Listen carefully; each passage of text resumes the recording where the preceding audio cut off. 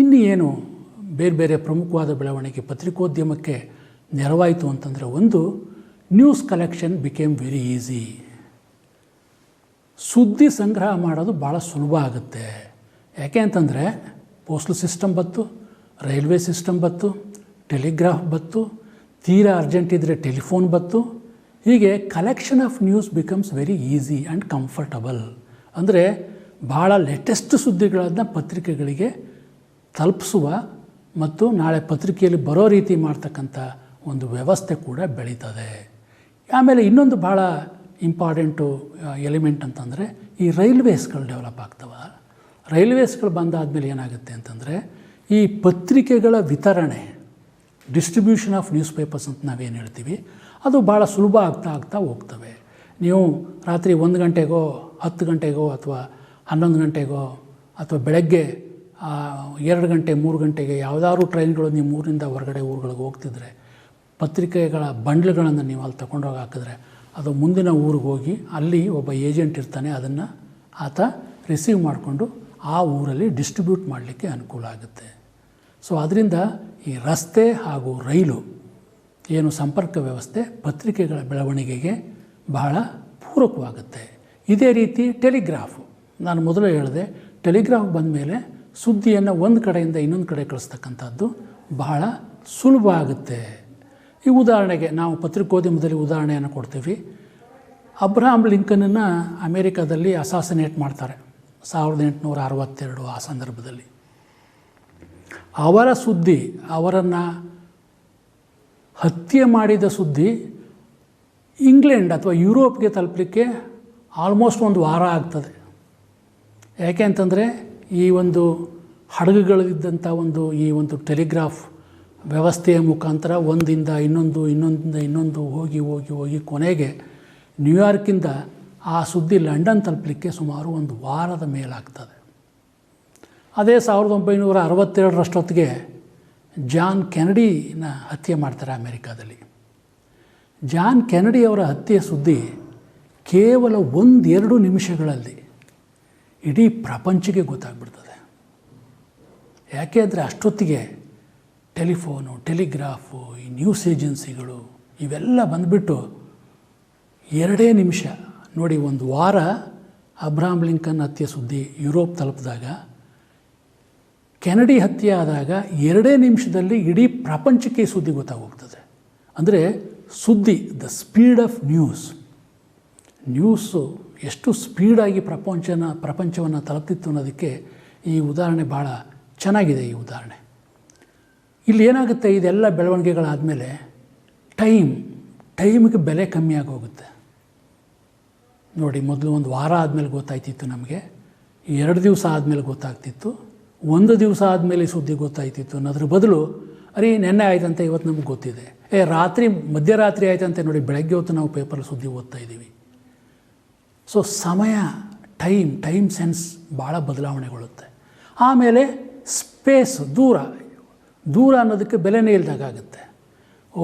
ಲಂಡನ್ನಿಂದ ಸುದ್ದಿ ನಿಮಗೆ ಬರಬೇಕಾ, ನಿಮಗೆ ನ್ಯೂಯಾರ್ಕಿಂದ ಬರಬೇಕಾ, ಟೋಕಿಯೋದಿಂದ ಬರಬೇಕಾದ ಎಷ್ಟು ದೂರ ಇದೆ ಇಲ್ಲಿಗೆ, ಅವೆಲ್ಲ ಮಾಯ ಆಗಿ ಹೊರಟೋಗುತ್ತೆ.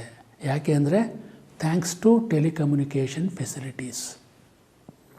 ದೂರ ಸಂಪರ್ಕ ನಮಗೆ ಈ ಟೈಮು ಮತ್ತು ಸ್ಪೇಸು, ಈ ಪರಿಕಲ್ಪನೆಗಳನ್ನು ಆಮೂಲಾಗ್ರವಾಗಿ ಬದಲಾವಣೆ ಮಾಡಿಬಿಡ್ತದೆ. ಸೊ ಇದರಿಂದ ಪತ್ರಿಕೆಗಳಿಗೆ ಭಾಳ ಅನುಕೂಲ ಆಗುತ್ತೆ. ಆಮೇಲೆ ಇಷ್ಟೊತ್ತಿಗೆ ಏನೇನು ಮತ್ತೆ 2-3 ಬದಲಾವಣೆಗಳು, ಭಾಳ ಮುಖ್ಯವಾದ ಬದಲಾವಣೆಗಳು. ಪತ್ರಿಕೆಗಳು ಬರ್ತಾ ಇದ್ದಾವೆ, ಆದರೆ ಪತ್ರಿಕೆಗಳ ಕಾಸ್ಟ್ ಜಾಸ್ತಿ ಇದೆ. ಪತ್ರಿಕೆಗಳು ನಾವು ಪ್ರಿಂಟ್ ಮಾಡ್ತಾ ಇದ್ದೀವಿ, ಜನ ತಗೊಂಡು ಓದ್ತಾ ಇಲ್ಲ. ಒಂದು ಸಮಸ್ಯೆ ಏನಿತ್ತು, ಅಕ್ಷರ, ಅದೀಗ ಸಾಲ್ವ್ ಆಯಿತು, ಯಾಕೆಂದರೆ ಎಲ್ಲ ಕಡೆ ಸ್ಕೂಲ್ಗಳು ಬಂದಿದ್ದಾವೆ.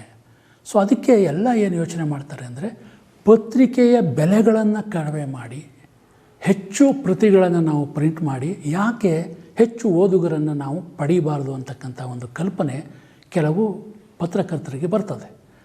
ಅದಕ್ಕೆ ಅಮೇರಿಕಾದಲ್ಲಿ ನಡೆದಂಥ ಒಂದು ದೊಡ್ಡ ಪ್ರಯೋಗ ಪೆನ್ನಿ ಪ್ರೆಸ್, ಅಂದರೆ ಹೆಚ್ಚು ಕಡಿಮೆ 1 ಕಾಸು 1 ಪೇಪರ್ ಅನ್ನೋ ಅರ್ಥದಲ್ಲಿ ಪೆನ್ನಿ ಪ್ರೆಸ್ ಅಂತಂದರೆ. ಸೊ ಈ ರೀತಿ ಮಾಡಿ ಅವ್ರು ಏನು ಮಾಡ್ತಾರೆ ಅಂದರೆ, ಪತ್ರಿಕೆಗಳ ಬೆಲೆಯನ್ನು ಕಡಿಮೆ ಮಾಡಿ ಹೆಚ್ಚು ಜನ ತಗೊಂಡು ಓದಬೇಕು. ಮೊದಲೆಲ್ಲ ಏನು, ಭಾಳ ಶ್ರೀಮಂತರು, ಭಾಳ ಎಜುಕೇಟೆಡ್ ಜನಗಳು, ಭಾಳ ಬಿಸ್ನೆಸ್ ಮಂದಿಗಳು ಮಾತ್ರ ಪತ್ರಿಕೆಗಳನ್ನು ಓದ್ತಿದ್ರು. ಜನಸಾಮಾನ್ಯರ ಪತ್ರಿಕೆಗಳು ಓದಲ್ಲ ಯಾಕೆ? ಸೊ ಜನಸಾಮಾನ್ಯರು ಪತ್ರಿಕೆಗಳನ್ನು ಓದುವಂತೆ ಮಾಡಬೇಕಾದ್ರೆ ಏನು ಮಾಡಬೇಕು ಅಂತ ಅವನೊಂದು ಮಾರ್ಕೆಟಿಂಗ್ ಟೆಕ್ನಿಕ್ ಪತ್ತೆ ಮಾಡ್ತಾನೆ. So let us bring down the cost are the rate ಅಂತ ಹೇಳ್ತಾನೆ. ಸೊ ಅವನು ಆ ರೇಟನ್ನು ಕಮ್ಮಿ ಮಾಡಿ ಪೆನಿ ಪ್ರೆಸ್ ರೆವಲ್ಯೂಷನ್ ಅಂತ ಅಮೇರಿಕಾದಲ್ಲಿ ಆಗುತ್ತೆ. ಇದು 1833ರಲ್ಲಿ ಅಮೇರಿಕಾದಲ್ಲಿ ನಡೀತದೆ. ಅಲ್ಲೊಬ್ಬ ಹೆಸರಾಂತ ಪಬ್ಲಿಷರ್ ಇರ್ತಾನೆ, ಬೆಂಜಮಿನ್ ಡೇ ಅಂತ. ಆತ ಒಂದು ದ ಸನ್ ಅಂತ ಒಂದು ಪತ್ರಿಕೆಯನ್ನು ತಂದು ಆ ಪತ್ರಿಕೆ ಮೂಲಕ ಈ ಒಂದು ಮಾರ್ಕೆಟಿಂಗ್ ಟೆಕ್ನಿಕ್ಕನ್ನು ಎಕ್ಸ್ಪರಿಮೆಂಟ್ ಮಾಡಿ ಭಾಳ ಸಕ್ಸಸ್ಫುಲ್ ಆಗಿಬಿಡ್ತಾನೆ. ಅಂದರೆ ಕಡಿಮೆ ರೇಟ್ ಕೊಟ್ಟರೆ ಹೆಚ್ಚು ಜನ ಪತ್ರಿಕೆಗಳನ್ನು ತಗೋತಾರೆ ಅಂತಕ್ಕಂಥ ಒಂದು ಕಲ್ಪನೆ ಈ ಒಂದು ಪ್ರಯೋಗದಲ್ಲಿ ಸಾಬೀತಾಗುತ್ತೆ. ಆಮೇಲೆ ಅವನು ಇನ್ನೊಂದು ಕೆಲವು ವಿಷಯಗಳನ್ನು ಅವನು ಏನು ಮಾಡ್ತಾನೆ ಅಂತ ನೋಡಿ, ಅದೇ ಟೈಮಲ್ಲಿ ಬಾಕಿ ಪೇಪರ್ಗಳಿಗೆ 6 ಸೆಂಟ್ ಇರ್ತದೆ. ಅಂದರೆ ಭಾರಿ ಕಾಸ್ಟ್ಲಿ, ಜನಸಾಮಾನ್ಯರಿಗೆ ಪತ್ರಿಕೆಗಳನ್ನು ತಗೊಳ್ಳೋಕೆ ಆಗ್ತಾ ಇರಲಿಲ್ಲ. ಸೊ ಅಂಥದ್ರಲ್ಲಿ 1 ಸೆಂಟಿಗೆ ಮಾರಾಟ ಮಾಡೋದ್ರಿಂದ ಹೆಚ್ಚು ಓದುಗರನ್ನು ಈ ಸನ್ ಪತ್ರಿಕೆ ತಗೋತದೆ. ಆಮೇಲೆ ಅದೇ ಟೆಕ್ನಿಕ್ಕನ್ನು, ತಂತ್ರವನ್ನು ಬಾಕಿ ಪತ್ರಿಕೆಗಳು ಕೂಡ ಫಾಲೋ ಮಾಡಿ ಹೆಚ್ಚು ಓದುಗರನ್ನು ತಲುಪಲಿಕ್ಕೆ ಪ್ರಯತ್ನ ಪಡ್ತವೆ. ಅಂದರೆ ವಿಶೇಷವಾಗಿ ಅವರ ಉದ್ದೇಶ ಏನಿದ್ದದು ಅಂದರೆ ವರ್ಕಿಂಗ್ ಕ್ಲಾಸ್ ಮತ್ತು ಲೋಯರ್ ಸ್ಟ್ರಾಟಾದಲ್ಲಿರ್ತಕ್ಕಂಥ ಜನಗಳು ಕೂಡ ಅಕ್ಷರಸ್ಥರಾಗಿದ್ದಾರೆ, ಆದರೆ ಅವರು ಪತ್ರಿಕೆ ತಗೋತಾ ಇಲ್ಲ. ಅವರು ಓದುವಾಗ ನಾವು ಮಾಡಬೇಕು, ಅವರು ಕೊಂಡ್ಕೋಬೇಕು ನಮ್ಮ ಪತ್ರಿಕೆಯನ್ನು ಅಂತ ಒಂದು ಒಂದು ಐಡಿಯಾ ಮಾಡಿ ಈ ಪತ್ರಿಕೆಗಳು ಜನರನ್ನು ಮುಟ್ಟಲಿಕ್ಕೆ ಸಹಾಯ ಆಗ್ತದೆ. ಈ ವರ್ಗವನ್ನು ಮುಟ್ಟಿದರೆ ತನ್ನ ಪತ್ರಿಕೆಯ ಮಾರಾಟ ಖಂಡಿತ ಹೆಚ್ಚಳ ಆಗುತ್ತೆ ಅಂತ ಬೆಂಜಮಿನ್ ಡೇ ನಂಬಿರ್ತಾನೆ. ಆತನ ಎಕ್ಸ್ಪೆಕ್ಟೇಷನ್, ಆತನ ನಿರೀಕ್ಷೆ ಸತ್ಯ ಆಗುತ್ತೆ. ಆಮೇಲೆ ಅವರು ಇನ್ನೊಂದು ಕೆಲವು ತಂತ್ರಗಳನ್ನು ಬಳಸ್ತಾನೆ. ಈ ಹಾಕರ್ಸ್ ಅಂತ ಇವತ್ತು ನಾವೇನು ಹೇಳ್ತೀವಿ, ಬೀದಿಗಳು ನಿಂತ್ಕೊಂಡು ಪತ್ರಿಕೆಯನ್ನು ಮಾರಾಟ ಮಾಡ್ತಕ್ಕಂಥ ಪತ್ರಿಕೆ. ಇವತ್ತು ಪತ್ರಿಕೆಯಲ್ಲಿ ಅದು ಬಂದಿದೆ, ಇವರು ಕೊಲೆಯಾಗಿದೆ, ಅವರು ರಾಜೀನಾಮೆ ಕೊಟ್ಟರು, ಈ ಥರದ ಸುದ್ದಿಗಳನ್ನು ನಾವು ಈಗ ಸ್ವಲ್ಪ ಕಡಿಮೆ ಆಗಿದೆ ಅದು ಇತ್ತೀಚಿನ ದಿನಗಳಲ್ಲಿ. ಅದರ್ವೈಸ್ ಹಿಂದೆ ಎಲ್ಲ ಈ ಥರ ಹಾಕರ್ಸ್ಗಳು ಸ್ಪೆಷಲಿ ಈ ಮಾರ್ಕೆಟ್ ಏರಿಯಾಗಳಲ್ಲಿ ಜನನಿಬಿಡ ಪ್ರದೇಶಗಳಲ್ಲಿ ನಿಂತ್ಕೊಂಡು ಈ ಥರ ಪತ್ರಿಕೆಗಳನ್ನು ಮಾರ್ತಾಯಿದ್ರು. ಅಂಥವ್ರನ್ನ ಆ ಕಾಲದಲ್ಲಿಯೇ ಈ ಬೆಂಜಮಿನ್ ಡೇ ನೇಮಿಸ್ಕೊಂಡು ಪತ್ರಿಕೆಗಳ ಮಾರಾಟಕ್ಕೆ ಪ್ರಯತ್ನ ಪಡ್ತಾನೆ. ಮತ್ತು ಇನ್ನೊಂದು ಏನು ಅಂತಂದರೆ, ಒಂದು ಈ ಥರ ಹಾಕರ್ಸ್ಗಳು, ಎರಡನೇದು ಈ ಒಂದು ಡಿಸ್ಟ್ರಿಬ್ಯೂಟ್ ಮಾಡ್ತಕ್ಕಂಥ ಜನ. ಈಗ ನಿಮ್ಮ ಮನೆಗೆ ಪತ್ರಿಕೆಯನ್ನು ಬೆಳಗ್ಗೆ 6:30 7 ಗಂಟೆಗೆ ತಂದು ಹಾಕತಕ್ಕಂಥ ಹುಡುಗರುಗಳು, ಅಂಥವ್ರನ್ನ ಅವನು ಆ ಕಾಲದಲ್ಲಿ ನೇಮಕ ಮಾಡ್ಕೋತಾನೆ. ಸೊ ಪತ್ರಿಕೆ ಹಂಚ್ತಕ್ಕಂಥ ಹಾಕರ್ಗಳು ಈ ಒಂದು ಸರ್ಕ್ಯುಲೇಷನ್ ಡೆವಲಪ್ಮೆಂಟ್ಗೆ ಬಹಳ ನೆರವಾಗ್ತಾರೆ. ಆಮೇಲೆ ಮೊದಲೆಲ್ಲ ಏನಾಗ್ತಿತ್ತು ಅಂದರೆ, ನೀವು ಒಂದು ಶಾಪ್ಗೆ ಹೋಗಿ ಪತ್ರಿಕೆಯನ್ನು ತರಬೇಕಾಗಿತ್ತು. ಈಗ ಹಾಗಿಲ್ಲ. ಈಗ ಪತ್ರಿಕೆ ನಿಮ್ಮ ಮನೆ ಬಾಗಿಲಿಗೆ ಬರ್ತದೆ. ಈ ತರಹದ ಒಂದು ಮಾರ್ಕೆಟಿಂಗ್ ಟೆಕ್ನಿಕ್ಕು ಈ ಪೆನಿ ಪ್ರೆಸ್ ಟೈಮಲ್ಲಿ ಬಂದು ಅದು ಭಾಳ ಯಶಸ್ವಿಯಾಗುತ್ತೆ. ಆಮೇಲೆ ಚಂದ್ರನಲ್ಲಿಗೆ ಪ್ರಯಾಣ ಎಂಬ ಕಟ್ಟುಕತೆಯನ್ನು ಕಟ್ಟೋದು, ಅತಿರೇಕವಾದ ಕತೆ ಮತ್ತು ಈ ತರಹದ ಸುದ್ದಿಗಳನ್ನು ಕೂಡ ಅವರು ಪ್ರಕಟಿಸೋದು, ಇದು ಒಂದು ರೀತಿ ಎಂಟರ್ಟೈನ್ಮೆಂಟ್ ಅಂತ ಇತ್ತು ಜನಗಳಿಗೆ. ಓದುಗರಿಗೆ ಅದು ಒಂದು ಎಂಟರ್ಟೈನ್ಮೆಂಟು. ಅವರೇನು ಅದಕ್ಕೆ ಇಂಥವ್ರು ಹೋಗಿದ್ರು ಇಂಥವ್ರು ಬಂದಿದ್ದರು ಅನ್ನೋ ಅವರು ಪ್ರೂಫ್ಗಳೇನು ಕೊಡ್ತಿರಲಿಲ್ಲ. ಜನಗಳಲ್ಲಿ ಏನೋ ಒಂದು ಪತ್ರಿಕೆಯನ್ನು ಓದುವ ಒಂದು ಕುತೂಹಲ ಹೆಚ್ಚಲಿ ಅಂತ ಈ ಒಂದು ಕೆಲಸವನ್ನು ಅವರು ಮಾಡ್ತಾಯಿದ್ರು. ಸೊ ಓದುಗರು ಅದು ಮನರಂಜನೆಗಾಗಿ ಅಂತ ಅವರೂ ತಿಳ್ಕೊಂಡಿದ್ದರು. ಇದರಿಂದ ಏನಾಯಿತು ಅಂತಂದರೆ, ಪತ್ರಿಕೆಗಳು ಇನ್ನಷ್ಟು ಜನಪ್ರಿಯ ಆಯಿತು. ಹೆಚ್ಚು ಜನ ಪತ್ರಿಕೆಗಳನ್ನು ತೆಗೆದುಕೊಂಡು ಓದಲಿಕ್ಕೆ ಶುರು ಮಾಡ್ತಾರೆ. ದ ಸನ್ ಯಶಸ್ಸಿನ ಹಿನ್ನೆಲೆಯಲ್ಲಿ ಇನ್ನೂ ಒಂದು ಪತ್ರಿಕೆ ಈ ಥರ ಬರ್ತದೆ. ಅದು ಜೇಮ್ಸ್ ಗಾರ್ಡನ್ ಬೆನೆಟ್ ಎಂಬ ಇನ್ನೋರ್ವ ಯಶಸ್ವಿ ಪ್ರಕಾಶ ದ ಹೆರಾಲ್ಡ್ ಅಂತ ಒಂದು ಪತ್ರಿಕೆಯನ್ನು ತರ್ತಾನೆ ಅಮೇರಿಕೆಯಲ್ಲಿ. ಅದು ಕೂಡ ದ ಸನ್ ರೀತಿಯಲ್ಲಿಯೇ ದ ಹೆರಾಲ್ಡ್ ಪತ್ರಿಕೆ ಕೂಡ ಬಹಳ ಯಶಸ್ವಿಯಾಗಿ ಅದು ಬೆಳೀತದೆ. ಇನ್ನೂ ಒಬ್ಬ ಹೊರೇಸ್ ಗ್ರೀಲಿ ಹೊರತಂದ ನ್ಯೂಯಾರ್ಕ್ ಟ್ರಿಬ್ಯೂನ್ ಪತ್ರಿಕೆ, ಹೆನ್ರಿ ಜೆ ರೇಮಂಡ್ ಸ್ಥಾಪಿಸಿದ ನ್ಯೂಯಾರ್ಕ್ ಟೈಮ್ಸ್ ಅಂತಕ್ಕಂಥ ಒಂದು ಪತ್ರಿಕೆ ಪೆನ್ನಿ ಪೇಪರ್ಗಳಾಗಿ ಪ್ರಕಟವಾಗಿ ಓದುಗರ ಗಮನ ಸೆಳೀತವೆ. ಯಾಕೆ ಈ ಥರ ಆಯಿತು ಅಂತಂದರೆ, ಆ ಪೇಪರ್ನವನು ಕಮ್ಮಿ ರೇಟ್ ಮಾಡಿ ಹೆಚ್ಚು ಓದುಗರನ್ನು ಪಡ್ಕೋತಾ ಇದ್ದಾನೆ, ಹೆಚ್ಚು ಪ್ರಸಾರ ಆಗ್ತಾಯಿದೆ.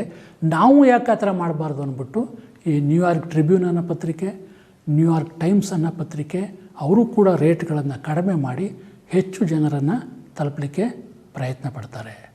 ಸೊ ಅಮೇರಿಕಕ್ಕೆ ಬರ್ತಿದ್ದ ಯಾರಿಗೆ ಪತ್ರಿಕೆಗಳು ಭಾಳ ಹೆಚ್ಚು ಇಷ್ಟ ಆಗ್ತಿತ್ತು ಅಂತಂದರೆ, ಈ ಅಮೇರಿಕಕ್ಕೆ ಯುರೋಪಿನ ಬೇರೆ ಭಾಗಗಳಿಂದ ಬರ್ತಿದ್ದ ಇಮಿಗ್ರೆಂಟ್ಸ್ ಅಂತ ನಾವೇನು ಹೇಳ್ತೀವಿ, ವಲಸಿಗರು, ಈ ಪತ್ರಿಕೆಗಳ ಪ್ರಯೋಜನವನ್ನು ಪಡ್ಕೋತಾರೆ. ಅವರೆಲ್ಲ ಏನು ಗೊತ್ತೇನೋ, ಈ ವಲಸಿಗರಿಗೆ ಯಾವ ರೀತಿಯ ಸುದ್ದಿಗಳನ್ನು ಕೊಡಬೇಕು ಅನ್ನೋದನ್ನು ಚೆನ್ನಾಗಿ ಅರ್ಥ ಮಾಡಿಕೊಂಡು, ಎಲ್ಲಿ ಜಮೀನು ಸಿಗ್ತದೆ, ಎಲ್ಲಿ ನೀವು ಅಂಗಡಿಯನ್ನು ಹಾಕ್ಬೋದು, ಎಲ್ಲಿ ಮನೆಗಳು ಕಡಿಮೆ ರೇಟಿಗೆ ಸಿಗುತ್ತೆ, ಈ ತರಹದ ಸುದ್ದಿಗಳನ್ನು ಕೊಟ್ಟು ಅವರಿಗೆ ಅನುಕೂಲ ಮಾಡಿಕೊಡ್ತವೆ.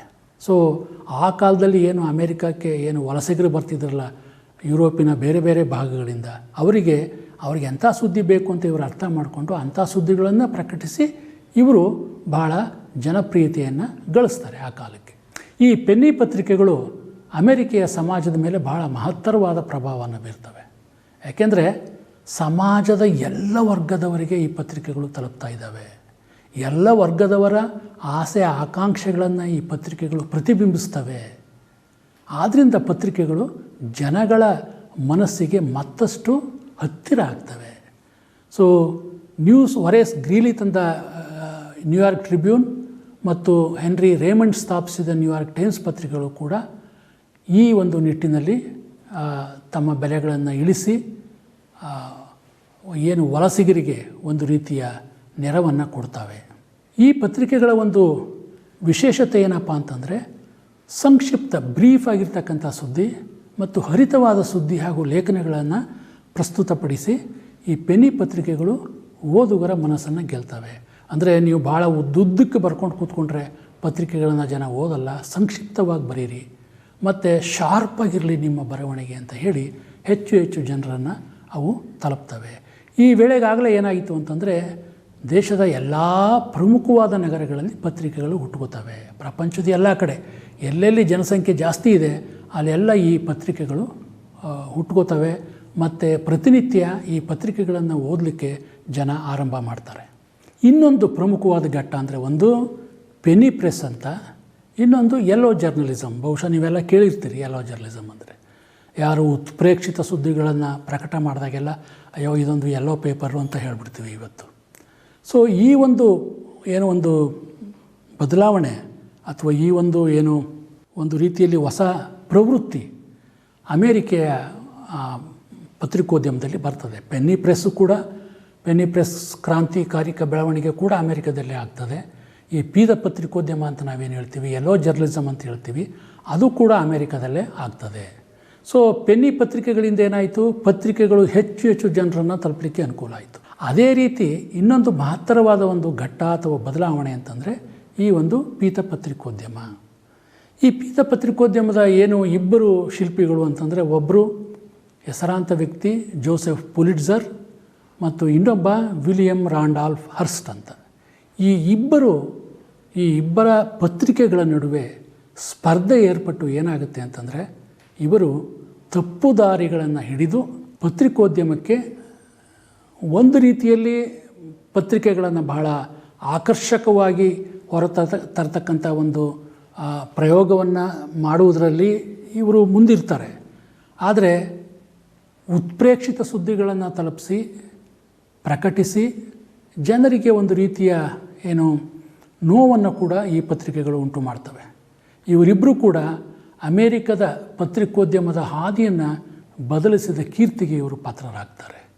ಸೊ ಪುಲಿಟ್ಜರ್ ನ್ಯೂಯಾರ್ಕ್ ವರ್ಲ್ಡ್ ಎಂಬ ಪತ್ರಿಕೆಯನ್ನು ಖರೀದಿಸಿ ಕೇವಲ 3 ವರ್ಷಗಳಲ್ಲಿ ಅದರ ಪ್ರಸಾರ 15,000ದಿಂದ 2.5 ಲಕ್ಷ ಪ್ರತಿಗಳಿಗೆ ಏರಿಸೋಕ್ಕೆ ಆತ ಕಾರಣ ಆಗ್ತಾನೆ. ಅಂದರೆ ಆ ಪತ್ರಿಕೆಯ ಪ್ರಸಾರ ಅಷ್ಟು ವೇಗವಾಗಿ ಹೆಚ್ಚುತ್ತೆ. ಹರ್ಸ್ಟ್ ಕೂಡ ಇದೇ ಕೆಲಸ ಮಾಡಬೇಕು ಅಂತ ಪ್ರಯತ್ನ ಪಡ್ತಾನೆ. ಆತ ನ್ಯೂಯಾರ್ಕ್ ಜರ್ನಲ್ ಅಂತ ಒಂದು ಪತ್ರಿಕೆಯನ್ನು ತರ್ತಾನೆ. ಸೊ ಈ ಎರಡೂ ಪತ್ರಿಕೆಗಳ ನಡುವಿನ ಕಾದಾಟ ಪತ್ರಿಕೋದ್ಯಮ ಇತಿಹಾಸದ ಒಂದು ಮಹತ್ತರವಾದ ಅಧ್ಯಾಯ ಆಗುತ್ತೆ. ಯಾಕೆಂತಂದರೆ ಪತ್ರಿಕೆಗಳು ಹೇಗಿರಬೇಕು ಹೇಗಿರಬಾರ್ದು ಅನ್ನೋದಕ್ಕೆ ಈ ಒಂದು ಯೆಲ್ಲೋ ಜರ್ನಲಿಸಮ್ ಪೀರಿಯಡ್ನಲ್ಲಿ ನಡೆದಂಥ ಹಲವಾರು ಅನೀತಿಕರ ಘಟನೆಗಳು ಕಾರಣ ಆಗ್ತವೆ. ಪುಲಿಟ್ಜರ್ ಏನು ಮಾಡ್ತಾನೆ, ಪುಲಿಟ್ಜರ್ ತನ್ನ ಪತ್ರಿಕೆಗಳ ಮುಖಾಂತರ ಸಾರ್ವಜನಿಕ ಹಣದ ದುರುಪಯೋಗ ಅಂದರೆ ಪಬ್ಲಿಕ್ ಫಂಡನ್ನು ಹೇಗೆ ಸರ್ಕಾರಗಳು ಜನಪ್ರತಿನಿಧಿಗಳು ದುರುಪಯೋಗ ಮಾಡ್ಕೋತಾರೆ ಅನ್ನೋದನ್ನು ಅವನ ತನಿಖಾ ವರದಿಗಳ ಮುಖಾಂತರ ಪ್ರಕಟಿಸಿ ಜನರ ಮನಸ್ಸನ್ನು ಗೆಲ್ಲಲಿಕ್ಕೆ ಪ್ರಯತ್ನ ಪಡ್ತಾನೆ. ರಾಜಕೀಯ ಭ್ರಷ್ಟಾಚಾರ ಏನಿದೆ ಅದನ್ನು ಹೊರತರಲಿಕ್ಕೆ ಪ್ರಯತ್ನ ಪಡ್ತಾನೆ. ಆದರೆ ಹರ್ಸ್ಟ್ ಏನು ಮಾಡ್ತಾನೆ ಅಂತಂದರೆ, ಪತ್ರಿಕೋದ್ಯಮದ ಏನು ಒಂದು ನಿಯಮಗಳಿರ್ತವೆ ಅವೆಲ್ಲವನ್ನು ಗಾಳಿಗೆ ತೂರಿ ಆತ ಸರ್ಕ್ಯುಲೇಷನ್ನ ಪ್ರಸಾರವನ್ನು ಹೆಚ್ಚಿಸಲು ಪ್ರಯತ್ನ ಪಡ್ತಾನೆ. ಅವರ ಟೆಕ್ನಿಕ್ ಏನಂದರೆ ಕಟ್ಟುಕತೆಗಳನ್ನು ಕಟ್ಟೋದು. ಅದು ಘಟನೆ ನಡೆದೇ ಇಲ್ಲ, ಆದರೂ ಆ ಒಂದು ಕಟ್ಟುಕತೆಯನ್ನು ಕಟ್ಟಿ ಜನಗಳ ಒಂದು ರಂಜನೆಗೆ ನೆರವಾಗ್ತಕ್ಕಂಥ. ಹರ್ಸ್ಟ್ ತನ್ನ ಪತ್ರಿಕೆ ಮುಖಾಂತರ ಹಲವಾರು ಉತ್ಪ್ರೇಕ್ಷಿತ ಸುದ್ದಿ, ಕಟ್ಟುಕತೆಗಳನ್ನು ಕಟ್ಟಿ ಓದುಗರಿಗೆ ಮನರಂಜನೆ ಹಾಗೂ ಪತ್ರಿಕೆಯ ಸರ್ಕ್ಯುಲೇಷನ್ ಪ್ರಸಾರದತ್ತ ಹೆಚ್ಚು ಗಮನವನ್ನು ನೀಡ್ತಾನೆ. ಈ ಎರಡೂ ಪತ್ರಿಕೆಗಳ ಸ್ಪರ್ಧೆ ಯಾವಾಗ ಒಂದು ತಾರಕಕ್ಕೆ ಏರುತ್ತೆ ಅಂತಂದರೆ, ಅಮೇರಿಕಾದ ಪಕ್ಕ ಇರ್ತಕ್ಕಂಥ ಕ್ಯೂಬಾ ದೇಶದಲ್ಲಿ ಯುದ್ಧ ನಡೀತದೆ. ಯಾಕೆಂದರೆ ಕ್ಯೂಬಾ ಸ್ಪೇನ್ನ ಒಂದು ನಿಯಂತ್ರಣದಲ್ಲಿರ್ತದೆ. ಸೊ ಆ ಸಮಯದಲ್ಲಿ ಅಮೇರಿಕಕ್ಕೂ ಸ್ಪೇನ್ಗೂ ಯುದ್ಧ ನಡೆಯುವ ಒಂದು ವಾತಾವರಣ ಸೃಷ್ಟಿಯಾಗಿರ್ತದೆ. ಅದು ಹೇಗಿರ್ತದೆ ಅಂತಂದರೆ, ಅದು ಅಲ್ಲಿ ಯುದ್ಧ ನಡೆಯೋದಕ್ಕಿಂತ ಹೆಚ್ಚಾಗಿ ಈ ಪತ್ರಿಕೆಗಳ ನಡುವಿನ ಯುದ್ಧ ಆ ಒಂದು ಕ್ಯೂಬಾ ಯುದ್ಧಕ್ಕಿಂತ ಜಾಸ್ತಿ ಇರ್ತದೆ. ಸೊ ಯುದ್ಧದ ವಾತಾವರಣ ಇಲ್ಲದೇ ಇದ್ದರೂ ಕೂಡ ಯುದ್ಧದ ಪರಿಸ್ಥಿತಿ ಇದೆ ಎಂಬ ಭ್ರಮೆಯನ್ನು ಇವರು ಓದುಗರಿಗೆ ನೀಡ್ತಾ ಹೋಗ್ತಾರೆ. ಸೊ ಆತ ಒಂದು ಸರಿ ಹೇಗೆ ಇನ್ಸ್ಟ್ರಕ್ಷನ್ ಕೊಡ್ತಾನೆ ತನ್ನ ಒಬ್ಬ ರಿಪೋರ್ಟ್ರಿಗೆ ಅಂತಂದರೆ, you furnish the pictures and I will furnish the war ಅಂತ ಹೇಳ್ತಾನೆ. ಅಂದರೆ ನೀ ಸುಮ್ಮನೆ ಅಲ್ಲಿ ಜನ ಯುದ್ಧ ಮಾಡ್ತಾ ಇದ್ದಾರೆ ಅಂತಕ್ಕಂಥ ಚಿತ್ರಗಳನ್ನು ನನಗೆ ಕಳಿಸು, ನಾನು ಬಾಕಿದೆಲ್ಲ ನೋಡ್ಕೋತೀನಿ, ನಾನು ಯುದ್ಧ ಮಾಡಿಸ್ತೀನಿ, ಯುದ್ಧ ಆಗೋ ರೀತಿಯಲ್ಲಿ ನನ್ನ ಪತ್ರಿಕೆ ಕೆಲಸ ಮಾಡುತ್ತೆ ಅಂತ ಆತ ಹೇಳ್ತಾನೆ. ಅಮೇರಿಕೆಯ ಯುದ್ಧದ ಹಡಗು ಮುಳುಗಿದಾಗ ಹರ್ಸ್ಟ್ ಪತ್ರಿಕೆಯಲ್ಲಿ ಒಂದು ಹೆಡ್ಲೈನ್ ಬರುತ್ತೆ, how do you like the journals war question mark ಹಾಕಿ ಒಂದು ಹೆಡ್ಲೈನ್ ಬರ್ತದೆ. ಅಂದರೆ ಈ ಎಲ್ಲೋ ಜರ್ನಲಿಸಮ್, ಪೀತಪತ್ರಿಕೋದ್ಯಮದ ಒಂದು ಪ್ರಮುಖ ಗುಣಲಕ್ಷಣಗಳು ಏನಪ್ಪ ಅಂತಂದರೆ, ನಿಮಗೆ ಗಾಬರಿ ಹುಟ್ಟಿಸುವಂಥ ಹೆಡ್ಲೈನ್ಸ್ಗಳು, ತಲೆಬರಹಗಳು ಮತ್ತು ಓದುಗರ ಗಮನ ಸೆಳೆಯುವ ತಂತ್ರಗಳು, ಪ್ರಚಾರ ತಂತ್ರಗಳು, ಇದು ಬಹಳ ಅತಿರೇಕಕ್ಕೆ ಹೋಗಿರ್ತದೆ ಈ ಕಾಲದಲ್ಲಿ. ಇದು ಈ ಅವಧಿಯ ಬಹು ಮುಖ್ಯ ಲಕ್ಷಣ ಕೂಡ. ಆಮೇಲೆ ಇನ್ನೇನೇನೋ ಪ್ರಯೋಗಗಳು ನಡೀತವೆ ಅವರಿಬ್ಬರ ಪತ್ರಿಕೆಗಳಲ್ಲಿ ಹಾಗೂ ಇತರೆ ಪತ್ರಿಕೆಗಳಲ್ಲಿ. ಇವರನ್ನು ನೋಡಿ ಕೆಲವು ಪತ್ರಿಕೆಗಳು ಅನಿವಾರ್ಯವಾಗಿ ಇವುಗಳನ್ನು ಅನುಕರಣೆ ಮಾಡಬೇಕಾಗ್ತದೆ. ಭಾನುವಾರ ದಿವಸ ಸ್ಪೆಷಲ್ ಪೇಜಸ್ಗಳು, ವಿಶೇಷ ಪುರವಣಿಗಳನ್ನು ಕೊಡಲಿಕ್ಕೆ ಶುರು ಮಾಡ್ತಾರೆ. ಅಂದರೆ ಭಾನುವಾರ ರಜೆ ದಿನ, ಅವತ್ತು ಜನಗಳಿಗೆ ಹೆಚ್ಚು ಓದುವ ಮೆಟೀರಿಯಲ್ಗಳನ್ನ ಅವರು ಕೊಡ್ತಾ ಹೋಗ್ತಾರೆ. ಕಲರ್ ಪ್ರೊಡಕ್ಷನ್ ಬರ್ತದೆ, ಅಂದರೆ ಫೋಟೋಗಳನ್ನು ಕಲರ್ ಪ್ರೊಡಕ್ಷನ್ನಲ್ಲಿ ಮಾಡಿ ಚಿತ್ರಗಳು ಕೂಡ, ವರ್ಣರಂಜಿತ ಚಿತ್ರಗಳು ಪತ್ರಿಕೆಗಳಲ್ಲಿ ಪ್ರಕಟ ಆಗ್ತದೆ. ಆಮೇಲೆ ಕಾರ್ಟೂನ್ಗಳನ್ನು ಬಳಸೋದು ಜಾಸ್ತಿ ಆಗ್ತದೆ. ಮತ್ತು ಕಾಮಿಕ್ ಸ್ಟ್ರಿಪ್ ಅಂತ ನಾವೇನು ಹೇಳ್ತೀವಿ, ಒಂದು 4-5 ಕಾಮಿಕ್ ಒಂದು ಸ್ಟ್ರಿಪ್ಪಲ್ಲಿ ಒಂದು ಸಣ್ಣ ಕಥೆ ಹೇಳ್ತಕ್ಕಂಥದ್ದು, ಅದು ಕೂಡ ಜಾಸ್ತಿ ಆಗ್ತದೆ. ಇವೆಲ್ಲ ಓದುಗರಿಗೆ ಒಂದು ರೀತಿಯಲ್ಲಿ ಖುಷಿಯನ್ನು ಕೊಟ್ಟು, ಆದರೆ ಒಂದು ರೀತಿಯಲ್ಲಿ ತಪ್ಪು ಮಾಹಿತಿಯನ್ನು ಕೊಡ್ತಾಯಿದ್ದು. ಸೊ ರಾಜಕೀಯ, ಪಾಲಿಟಿಕ್ಸು, ಯುದ್ಧ, ಆಮೇಲೆ ಇಂಟರ್ನ್ಯಾಷನಲ್ ಡಿಪ್ಲೊಮೆಸಿ ಅಂತ ನಾವೇನು ಹೇಳ್ತೀವಿ, ಅಂತಾರಾಷ್ಟ್ರೀಯ ರಾಜತಾಂತ್ರಿಕತೆ, ಸ್ಪೋರ್ಟ್ಸು, ಇವೆಲ್ಲ ವಿಷಯಗಳು ಹೇಗೆ ಅವ್ರಿಗೆ ಓದುಗರಿಗೆ ತಲುಪೋದು ಅಂತಂದರೆ, ಒಂದೊಂದು ಸಲ ಈ ವಿಷಯಗಳನ್ನು ಫ್ರಂಟ್ ಪೇಜಲ್ಲಿ ಹಾಕಿ ಅವರು ಪ್ರಕಟಣೆ ಮಾಡ್ತಾಯಿದ್ರು. ಮತ್ತು ಇಲಿಸ್ಟ್ರೇಷನ್ಸ್ ಜಾಸ್ತಿ ಆಗ್ತವೆ.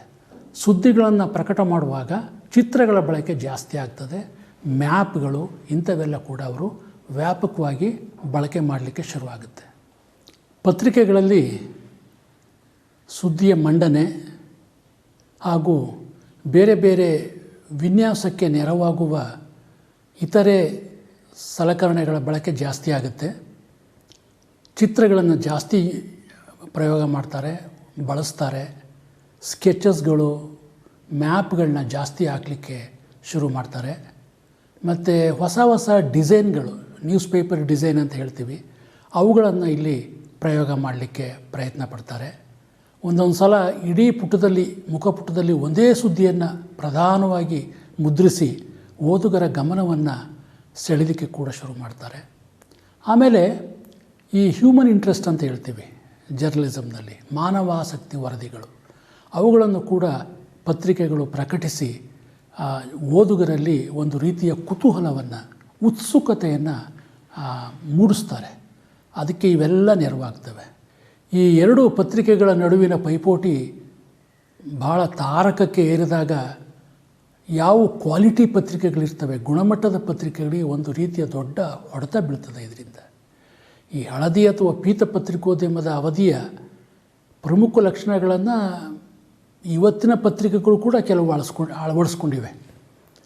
ಈ ಹೆಚ್ಚಾಗಿ ಚಿತ್ರಗಳನ್ನು ಬಳಸೋದು, ಇಲಿಸ್ಟ್ರೇಷನ್ಸ್ಗಳು ಬಳಸೋದು, ಬ್ಯಾನರ್ ಹೆಡ್ಲೈನ್ ಅಂತ ಹೇಳ್ತೀವಿ, ಇಂಥವೆಲ್ಲ ಇವತ್ತು ಕೂಡ ಪತ್ರಿಕೆಗಳಲ್ಲಿ ಬಳಕೆಯಲ್ಲಿದ್ದಾವೆ.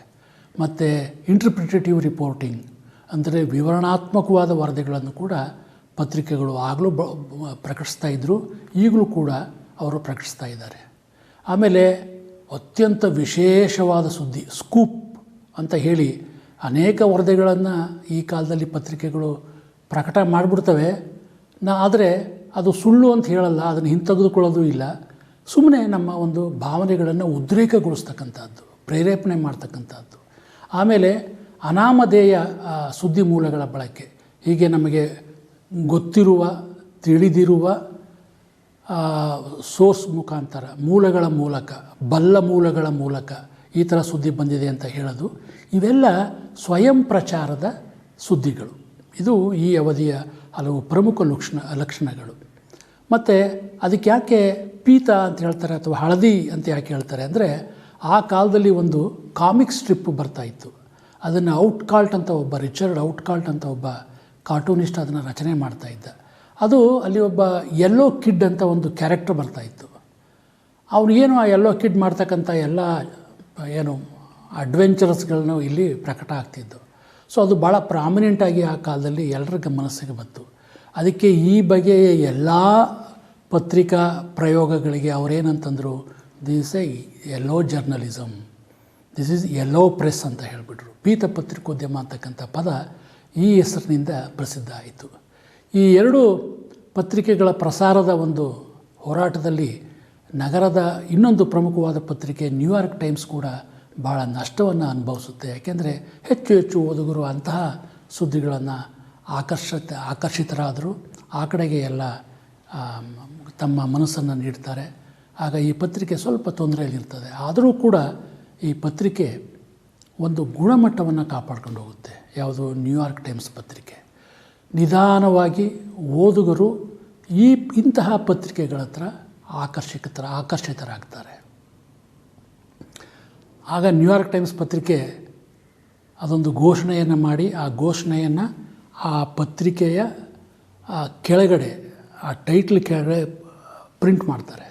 ಮುದ್ರಿಸಲು ಯೋಗ್ಯವಾದ ಎಲ್ಲ ಸುದ್ದಿಗಳು. ಇದು ಬೆಳಗಿನ ಉಪಹಾರದ ಬಟ್ಟೆಯನ್ನು ಕೊಳೆ ಮಾಡುವುದಿಲ್ಲ. ಅಂದರೆ all the news that is fit to print and it will not soil the breakfast cloth ಅಂತ ಒಂದು ಉದ್ಘೋಷಣೆಯನ್ನು ಮಾಡುತ್ತೆ. ಅಂದರೆ ನಾವು ಏನು ಸುದ್ದಿಯನ್ನು ಪ್ರಕಟಣೆ ಮಾಡ್ತೀವಿ ಅದು ಎಲ್ಲವೂ ಕೂಡ ಪ್ರಕಟಣೆಗೆ ಯೋಗ್ಯವಾದ ಸುದ್ದಿಗಳನ್ನು ಮಾತ್ರ ನಾವು ಪ್ರಕಟ ಮಾಡ್ತೀವಿ. ಮತ್ತು ನೀವು ಬೆಳಗಿನ ಉಪಹಾರ ಸೇವಿಸುವ ಸಮಯದಲ್ಲಿ ಪತ್ರಿಕೆಗಳನ್ನು ಓದ್ತೀರಿ, ನಮ್ಮ ಪತ್ರಿಕೆ ನಿಮ್ಮ ಬಟ್ಟೆಯನ್ನು ಕೊಳೆ ಮಾಡಲ್ಲ. ಅಂದರೆ ನಾವು ಗುಣಮಟ್ಟದ ಸುದ್ದಿಯನ್ನು ಮಾತ್ರ ಕೊಡ್ತೀವಿ ಓದುಗರಿಗೆ.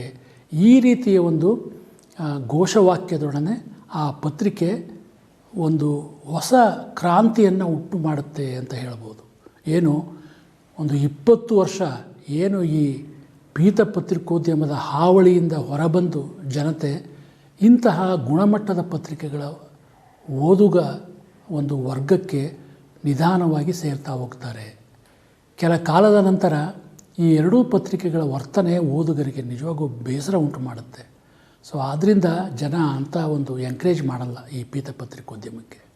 ಮತ್ತು ಈ 20ನೇ ಶತಮಾನ ಪೀತ ಪತ್ರಿಕೋದ್ಯಮ 1990-95 ಸಮಯದಲ್ಲಿ ಶುರುವಾಗಿ 2010 ತನಕ ಇರ್ತದೆ. ಸುಮಾರು ಒಂದು 15-20 ವರ್ಷ ಈ ಒಂದು ಪೀತ ಪತ್ರಿಕೋದ್ಯಮ ಅಲ್ಲಿ ಇರ್ತದೆ. ಆದರೆ 20ನೇ ಶತಮಾನ ಆರಂಭವಾಗುವ ಸಮಯದಲ್ಲಿ ಪತ್ರಿಕೋದ್ಯಮವು ವೃತ್ತಿಪರತೆಯತ್ತ ಸಾಗೋಕ್ಕೆ ಶುರು ಮಾಡುತ್ತೆ. ಏನು ಅಂತಂದರೆ ಇಟ್ ಬಿಕಮ್ಸ್ ರಿಯಲಿ ಪ್ರೊಫೆಷನಲ್. ಅಂದರೆ ನಾವು ಪತ್ರಕರ್ತರು, ಪತ್ರಿಕೆಗಳು ಕೆಲವು ಆದರ್ಶಗಳನ್ನು ಇಟ್ಕೊಂಡು, ಕೆಲವು ಗುಣಮಟ್ಟಗಳನ್ನು ಇಟ್ಕೊಂಡು ನಾವು ನಮ್ಮ ಪತ್ರಿಕೆಗಳನ್ನು ತರಬೇಕು. ನಮ್ಮ ಓದುಗರನ್ನು ಅಡ್ಡದಾರಿಗೆ ಎಳೆಯಬಾರದು, ಅವರಲ್ಲಿ ಭಾವೋದ್ರೇಕವನ್ನು ಉಂಟು ಮಾಡಬಾರ್ದು. ಪ್ರಕಟಣೆಗೆ ಯೋಗ್ಯವಾದ ಸುದ್ದಿಯನ್ನು ಮಾತ್ರ ನಾವು ಪ್ರಕಟಣೆ ಮಾಡಬೇಕು ಅನ್ನೋ ಒಂದು ನೀತಿಯನ್ನು ಉಳಿಸ್ಕೊಂಡು ಈಗ ಪತ್ರಿಕೆಗಳು ಪ್ರಕಟ ಮಾಡಲಿಕ್ಕೆ ಶುರು ಮಾಡ್ತವೆ. ಈ ಬದಲಾವಣೆಯ ಪ್ರವೃತ್ತಿಯಲ್ಲಿ 4 ನಾವು ಮುಖ್ಯ ಅಂಶಗಳನ್ನು ಗುರುತಿಸ್ಬೋದು. ಆ 4 ಮುಖ್ಯ ಅಂಶಗಳು ಯಾವ್ಯಾವುದು ಅಂತಂದರೆ, ಕಾರ್ಯನಿರತ ಪತ್ರಕರ್ತರ ಸಂಘಟನೆಗಳು ಜಾಸ್ತಿ ಆಗ್ತಾ ಹೋಗ್ತವೆ. ಅಂದರೆ ಈ ವರ್ಕಿಂಗ್ ಜರ್ನಲಿಸ್ಟ್ಗಳಂತ ನಾವೇನು ಹೇಳ್ತೀವಿ, ಅವರಿಗೆ ಯಾವುದೇ ಸಂಘಟನೆಗಳಿರಲಿಲ್ಲ ಇಷ್ಟು ದಿವಸ. ಯಾಕೆಂದರೆ ಪತ್ರಿಕೆಗಳು ಅಷ್ಟು ಬೃಹತ್ ಪ್ರಮಾಣದಲ್ಲಿ ಬೆಳೆದಿರಲಿಲ್ಲ. ಸೊ ಈಗೇನಾಗುತ್ತೆ ಅಂತಂದರೆ, ಆ ಪತ್ರಕರ್ತರೆಲ್ಲ ಸೇರಿ ಹೆಚ್ಚು ಹೆಚ್ಚು ಸಂಘಟನೆಗಳನ್ನು ರಚನೆ ಮಾಡಿಕೊಂಡು ನಾವು ನಮ್ಮ ವೃತ್ತಿಯಲ್ಲಿ ಒಂದು ರೀತಿಯ ಗುಣಾತ್ಮಕವಾದ ಬದಲಾವಣೆಯನ್ನು ತರಬೇಕು ಅಂತ ತೀರ್ಮಾನ ಮಾಡ್ತಾರೆ. ಅದು ಒಂದು ಮಹತ್ತರ ಹೆಜ್ಜೆ. ಎರಡನೇದು, ಅಲ್ಲಿ ತನಕ ಏನಾಗಿತ್ತು ಅಂತಂದರೆ, ಪತ್ರಕರ್ತರಿಗೆ ಯಾವುದೇ ಸ್ಪೆಷಲ್ ಎಜುಕೇಷನ್ ಅಥವಾ ಟ್ರೈನಿಂಗ್ ಇರಲಿಲ್ಲ. ಅಪ್ರೆಂಟಿಸ್ಗಳಾಗಿ ಬಂದು ಸೇರಿಕೊಳ್ಳೋದು, ಆಮೇಲೆ ಹಾಗೆ ಪತ್ರಕರ್ತರಾಗ್ಬಿಡ್ಬೋದು. ಅದು ಅವರಿಗೆ ಸರಿಯಾದ ಒಂದು ಶಿಕ್ಷಣದ ಬುನಾದಿ ಇತ್ತೋ ಇಲ್ವೋ ಗೊತ್ತಿಲ್ಲ. ಯಾರು ಚೆನ್ನಾಗಿ ಬರೀತಾರೆ, ಆಕರ್ಷಕವಾದ ಸುದ್ದಿಯನ್ನು ತರ್ತಾರೆ, ಅವರೆಲ್ಲರೂ ಪತ್ರಕರ್ತರಾಗ್ತಾರೆ. ಆದರೆ ಈ ಒಂದು ಪೀತಪತ್ರಿಕೋದ್ಯಮದ ಅನುಭವದ ಒಂದು ಆಧಾರದ ಮೇಲೆ ಅದು ಬೇಡ, ನಮ್ಮಲ್ಲಿ ಹೆಚ್ಚಿನ ಸಂಘಟನೆ ನಮ್ಮಲ್ಲಿ ಆಗಬೇಕು. ಮತ್ತು ಯಾರು ಪತ್ರಿಕೋದ್ಯಮವನ್ನು ಶಾಸ್ತ್ರೀಯವಾಗಿ ಅಧ್ಯಯನ ಮಾಡ್ತಾರೆ, ಯಾರು ತರಬೇತಿಯನ್ನು ಪಡೆದಿರ್ತಾರೆ, ಅಂಥವ್ರಿಗೆ ನಾವು ಪ್ರಿಫರೆನ್ಸ್ ಕೊಡಬೇಕು ಅಂದ್ಬಿಟ್ಟು ಪತ್ರಿಕೆಗಳಲ್ಲಿ ಆರಂಭ ಆಗುತ್ತೆ. ಇದರಿಂದ ಏನಾಗುತ್ತೆ ಅಂತಂದರೆ, ಪತ್ರಕರ್ತರಲ್ಲಿ ಗುಣಾತ್ಮಕ ಜನ ಹೆಚ್ಚಾಗಿ ಪತ್ರಕರ್ತರಾಗಿ ಬರಲಿಕ್ಕೆ ಶುರುವಾಗ್ತಾರೆ. ಆಮೇಲೆ ಈ ಜರ್ನಲಿಸಮ್ ಅಂದರೆ ಏನು, ಇದು ಹೇಗೆ ಬೆಳೀತು ಮತ್ತು ಇದು ಹೇಗೆ ಇರಬೇಕು ಅಂತ ಅನ್ನುವ ಒಂದು ಏನೋ ಕಲ್ಪನೆ, ಚರ್ಚೆ ವ್ಯಾಪಕವಾಗಿರಲಿಲ್ಲ ಆ ಕಾಲದಲ್ಲಿ. ಅದಕ್ಕೆ ಅವ್ರು ಏನು ಮಾಡ್ತಾರೆ ಅಂತಂದರೆ, ಈ ಮಾಸ್ ಮೀಡಿಯಾದು ಏನೋ ಒಂದು ಹಿಸ್ಟ್ರಿ, ಅಲ್ಲಿರ್ತಕ್ಕಂಥ ಸಮಸ್ಯೆ, ಇವುಗಳನ್ನು ಹೇಗೆ ಮ್ಯಾನೇಜ್ ಮಾಡಬೇಕು, ನಿರ್ವಹಣೆ, ಹಾಗೂ ಇದಕ್ಕೆ ಎಂಥ ಲಿಟ್ರೇಚರ್ ಬೇಕು ಅನ್ನೋ ಬಗ್ಗೆ ಸಾಕಷ್ಟು ಗಮನ ಹರಿಸಿ ಅದರ ರಚನೆಯತ್ತ ಹೆಚ್ಚು ಜನ ತಮ್ಮ ಗಮನಗಳನ್ನು ಕೇಂದ್ರೀಕರಿಸ್ತಾರೆ. ಇದರಿಂದ ಆ ಒಂದು ಪ್ರೊಫೆಷನ್ಗೆ ಒಂದು ರೀತಿಯ ಘನತೆ ಬರಲಿಕ್ಕೆ ಸಾಧ್ಯ ಆಗುತ್ತೆ. ಆಮೇಲೆ ಇನ್ನೊಂದು ಭಾಳ ಪ್ರಮುಖವಾದ ಅಂಶ ಅಂತಂದರೆ, ಪತ್ರಕರ್ತರಿಗೆ ಸೋಷಿಯಲ್ ರೆಸ್ಪಾನ್ಸಿಬಿಲಿಟಿ ಇರಬೇಕು. ಅಂದರೆ ಸಾಮಾಜಿಕ ಜವಾಬ್ದಾರಿ ಇರಬೇಕು. ಇದರ ಪ್ರಜ್ಞೆಯನ್ನು ನಾವು ಪತ್ರಿಕೆಗಳಲ್ಲಿ ಹೆಚ್ಚಿಸಬೇಕು, ಪತ್ರಕರ್ತರಲ್ಲಿ ಹೆಚ್ಚಿಸಬೇಕು ಅಂತಕ್ಕಂಥ ಒಂದು ಮನೋಭಾವನೆ ಮೂಡುತ್ತೆ ಎಲ್ಲ ಪತ್ರಕರ್ತರಿಗೆ. ಯಾಕೆಂದರೆ ಈಗ ವೈದ್ಯರುಗಳಿಗೆ, ಲಾಯರ್ಗಳಿಗೆ, ಡಾಕ್ಟ್ರುಗಳಿಗೆ, ಅವ್ರಿಗೆಲ್ರಿಗೂ ಕೋಡ್ ಆಫ್ ಕಾಂಡಕ್ಟ್ ಅಂತ ಇರ್ತದೆ. ಅವರು ಈ ವೃತ್ತಿಗಳನ್ನು ಮಾಡ್ತಕ್ಕಂಥ ಜನ ಅವರ ವಿಷಯದಲ್ಲಿ 4-6 ವರ್ಷ ವಿಶ್ವವಿದ್ಯಾನಿಲಯಗಳಲ್ಲಿ, ಕಾಲೇಜುಗಳಲ್ಲಿ ಓದಿ ತರಬೇತಿಯನ್ನು ಪಡೆದು ಅವರು ತಮ್ಮ ಒಂದು ವೃತ್ತಿಯನ್ನು ಆರಂಭ ಮಾಡ್ತಾರೆ. ಆದರೆ ಇದ್ಯಾವುದೂ ಈ ಪತ್ರಕರ್ತರಿಗಿರಲಿಲ್ಲ.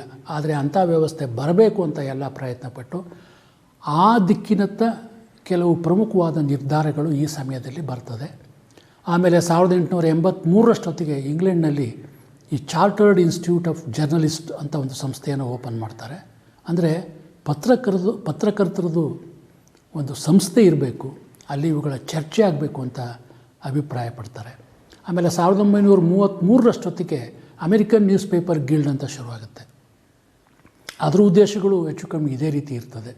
ಅಂದರೆ ಮೊದಲು ಹೆಚ್ಚಿನ ಪತ್ರಕರ್ತರು ತಮ್ಮ ವೃತ್ತಿ ಕೌಶಲ್ಯಗಳನ್ನು ಅಪ್ರೆಂಟಿಸ್ ಆಗಿ ಕಲ್ತ್ಕೋತಾ ಇದ್ದರು. ಅಂದರೆ ಹೋಗೋದು, ಕೆಲಸ ಮಾಡೋದು, ಕೆಲಸ ಮಾಡ್ತಾ ಪತ್ರಿಕೆಯ ಏನು ಕೆಲಸಗಳು, ಜವಾಬ್ದಾರಿಗಳನ್ನು ತಿಳ್ಕೊಳ್ಳೋದು, ಆ ಥರ ಇದ್ದರು. ಆದರೆ ಈ ಒಂದು 19ನೇ ಶತಮಾನದ ಕೊನೆಯಷ್ಟೊತ್ತಿಗೆ ಏನಾಗುತ್ತೆ ಅಂತಂದರೆ, ಇಲ್ಲ, ಜರ್ನಲಿಸಮ್ ಲೈಕ್ ಲಾ, ಮೆಡಿಸನ್ ಆರ್ ಫಿಲಾಸಫಿ, ಆ ಥರ ಇದು ಒಂದು ಸಬ್ಜೆಕ್ಟ್ ಆಗಿ ವಿಶ್ವವಿದ್ಯಾನಿಲಯಗಳಲ್ಲಿ ಬರಬೇಕು ಅಂತಕ್ಕಂಥ ಒಂದು ಮೂಮೆಂಟ್ ಶುರುವಾಗುತ್ತೆ.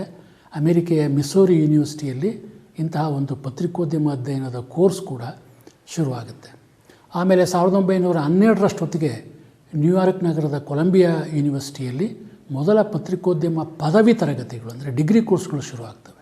ಇದಕ್ಕೆ ನೋಡಿ ಎಲ್ಲಿಂದ ಹಣ ಬಂತು, ಯಾರು ಸಪೋರ್ಟ್ ಮಾಡಿದ್ರು ಅಂದರೆ ಜೋಸೆಫ್ ಪುಲಿಟ್ಜರ್. ಅಂದರೆ ಈ ಪೀತಪತ್ರಿಕೋದ್ಯಮ ಸಮಯದಲ್ಲಿ ಬದಲಾವಣೆಗಳಾಯಿತು, ಯಾವ ರೀತಿಯ ಪ್ರಯೋಗಗಳು ನಡೆದು ಅದರಲ್ಲಿ ಸ್ವಲ್ಪ ಮಟ್ಟಿಗೆ ಜೋಸೆಫ್ ಪುಲಿಟ್ಜರ್ ಇದ್ದರು ಅಂತ ಹೇಳ್ತಾರೆ. ಆದರೆ ಜೋಸೆಫ್ ಪ್ಯುಲಿಟ್ಜರ್ಗೆ ಪತ್ರಿಕೋದ್ಯಮ ಹೆಚ್ಚಾಗಿ ಜೋಸೆಫ್ ಪ್ಯುಲಿಟ್ಜರ್ಗಿಂತ ಹರ್ಸ್ಟ್ ಕಾರಣ ಅಂತ ಹೇಳ್ತಾರೆ. ಸೊ ಜೋಸೆಫ್ ಪ್ಯುಲಿಟ್ಜರ್ ಅವರು ನವಪತ್ರಿಕೋದ್ಯಮ ಅಂದರೆ ಹೊಸ ಮೌಲ್ಯಗಳೊಡನೆ ಪತ್ರಿಕೋದ್ಯಮ ಬರಲಿಕ್ಕೆ ಕಾರಣ ಆಗ್ತಾನೆ ಅಂತ ಹೇಳ್ತಾರೆ. ಸೊ ಜೋಸೆಫ್ ಪ್ಯುಲಿಟ್ಜರ್ ಅವರು ವಿಶೇಷವಾದ ಅನುದಾನವನ್ನು ನೀಡಿ ಈ ಒಂದು ಜರ್ನಲಿಸಮ್ ಕೋರ್ಸು ಕೊಲಂಬಿಯಾ ಯೂನಿವರ್ಸಿಟಿಯಲ್ಲಿ ಶುರುವಾಗಲಿಕ್ಕೆ ಕಾರಣ ಆಗ್ತಾರೆ. ಸೊ ಪತ್ರಿಕಾ ಜವಾಬ್ದಾರಿಗಳ ಕುರಿತ ವ್ಯಾಪಕ ಚರ್ಚೆಗಳು ನಡೀತವೆ. ಇದರಿಂದ ಪತ್ರಕರ್ತರಲ್ಲಿ ಸಾಮಾಜಿಕ ಜವಾಬ್ದಾರಿಯ ಪ್ರಜ್ಞೆ ಕೂಡ ವ್ಯಾಪಕವಾಗಿ ಬೆಳೀತದೆ. ಮತ್ತು ಆರ್ಥಿಕವಾಗಿ ಕೂಡ ಪತ್ರಿಕೆಗಳು ಹೆಚ್ಚು ಸಶಕ್ತವಾಗ್ತವೆ. ಯಾಕೆಂತಂದರೆ ಪತ್ರಿಕೆ ಅದು ಜನಸೇವೆ ಮಾಡಬೇಕು ಅಂತಂದರೆ ಮೊದಲು ಆ ಪತ್ರಿಕೆ ಆರ್ಥಿಕವಾಗಿ ಗಟ್ಟಿಮುಟ್ಟಾಗಿರಬೇಕು, ಯಾವುದೇ ಒತ್ತಡಗಳಿಗೆ ಮಣಿಬಾರ್ದು. ಸೊ ಆ ದೃಷ್ಟಿಯಲ್ಲಿ ಪತ್ರಿಕೆಗಳು ಕೂಡ ಗಟ್ಟಿಮುಟ್ಟಾಗ್ತವೆ. ಆಮೇಲೆ ಇನ್ನೊಂದು ಇದೇ ಸಮಯದಲ್ಲಿ ಏನಾಗುತ್ತೆ ಅಂತಂದರೆ ಒಬ್ಬನೇ ಮಾಲೀಕ ಅನೇಕ ಪತ್ರಿಕೆಗಳನ್ನು ನಿಯಂತ್ರಣ ಮಾಡ್ತಕ್ಕಂಥ ಪರಿಪಾಠ ಕೂಡ ಶುರುವಾಗುತ್ತೆ. ಅದಕ್ಕೆ ನಾವೇನು ಹೇಳ್ತೀವಿ, ಗ್ರೂಪ್ ಪಬ್ಲಿಕೇಷನ್ಸು, ಚೈನ್ ಪಬ್ಲಿಕೇಷನ್ಸು ಅಂತ ಶುರುವಾಗ್ತದೆ. ಆಮೇಲೆ ನಿಯತಕಾಲಿಕೆಗಳ ಸಂಖ್ಯೆ ಅಂದರೆ ಪಿರಿಯಾಡಿಕಲ್ಸ್ ಅಥವಾ ಮ್ಯಾಗಝಿನ್ಸ್ ಅಂತ ಹೇಳ್ತೀವಿ, ಅವು ಕೂಡ ಜಾಸ್ತಿ ಆಗ್ತವೆ. ಆಮೇಲೆ ಕಮ್ಯುನಿಟಿ ನ್ಯೂಸ್ ಪೇಪರ್ಸ್ಗಳು ಕೂಡ ಜಾಸ್ತಿ ಆಗ್ತವೆ. ಉದಾಹರಣೆಗೆ 1914-15ರಲ್ಲಿ ಅಮೆರಿಕೆಯಲ್ಲಿ ಸುಮಾರು 14,500 ವಾರಪತ್ರಿಕೆಗಳಿದ್ದವು. ಈ ಪತ್ರಿಕೆಗಳೆಲ್ಲ ಸಮಾಜದ ವಿವಿಧ ಸ್ತರಗಳಲ್ಲಿ ಏನು ಜನ ಇದ್ದಾರೆ ಅವರನ್ನು ಮುಟ್ಟಲಿಕ್ಕೆ ಪ್ರಯತ್ನ ಪಡ್ತಾಯಿದ್ರು. ವಿವಿಧ ವಿಷಯಗಳನ್ನು ಕುರಿತು ಪೂರ್ಣ ಪುಟದ ಲೇಖನವನ್ನು ಒದಗಿಸುವ ಸಿಂಡಿಕೇಟ್ಗಳು ಸಹ ಹೊರಬಂದು. ಅಂದರೆ ಈ ಟೈಮಲ್ಲಿ ಏನಾಗುತ್ತೆ ಅಂತಂದರೆ ನ್ಯೂಸ್ ಪೇಪರ್ಸ್ಗೆ ಹೆಲ್ಪ್ ಅಂತ ಈಗ ನ್ಯೂಸ್ ಏಜೆನ್ಸಿಗಳು ಸುದ್ದಿಯನ್ನು ಕಲೆಕ್ಟ್ ಮಾಡಿ ಕೊಡಲಿಕ್ಕೆ ಶುರು ಆಗ್ತವೆ.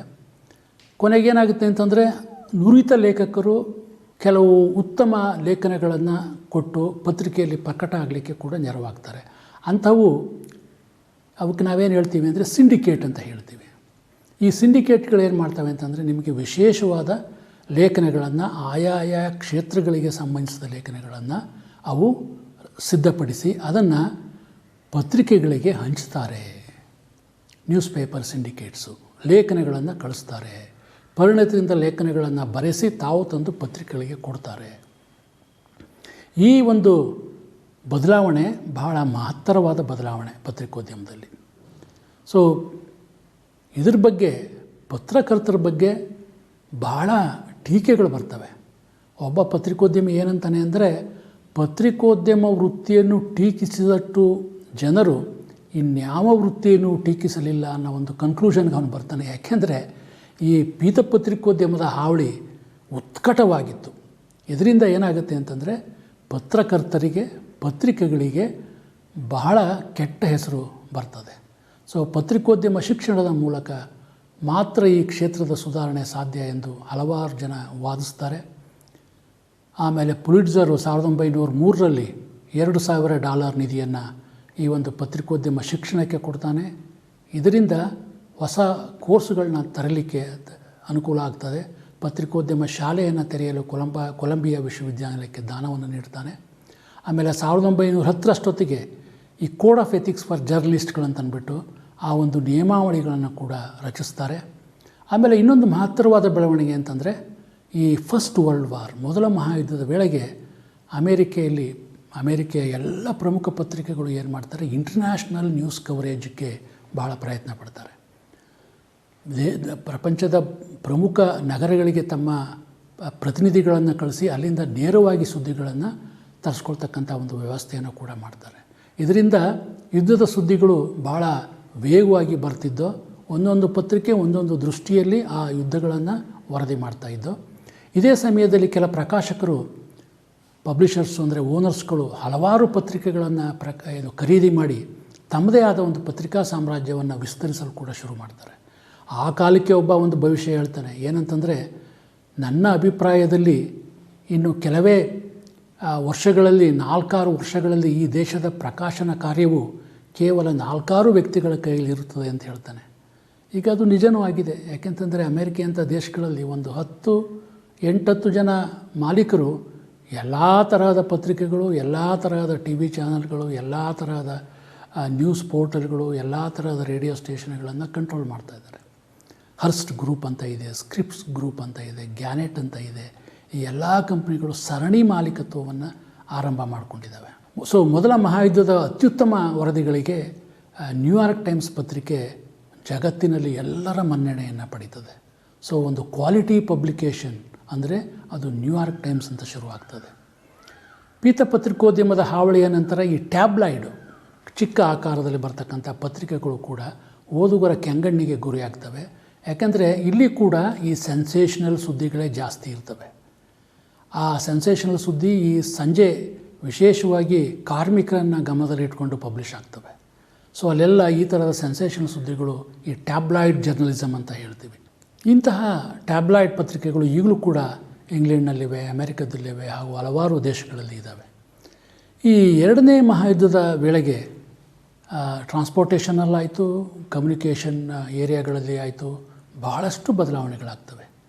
ಎರಡನೇ ಮಹಾಯುದ್ಧದ ಆರ್ಥಿಕ, ರಾಜಕೀಯ ಮತ್ತು ಸಾಮಾಜಿಕ ದುಷ್ಪರಿಣಾಮಗಳ ಬಗ್ಗೆ ವಿಶ್ವದ ಎಲ್ಲ ಭಾಷೆಯ ಪತ್ರಿಕೆಗಳು ವರದಿ ಹಾಗೂ ಲೇಖನಗಳನ್ನು ಪ್ರಕಟಣೆ ಮಾಡ್ತವೆ.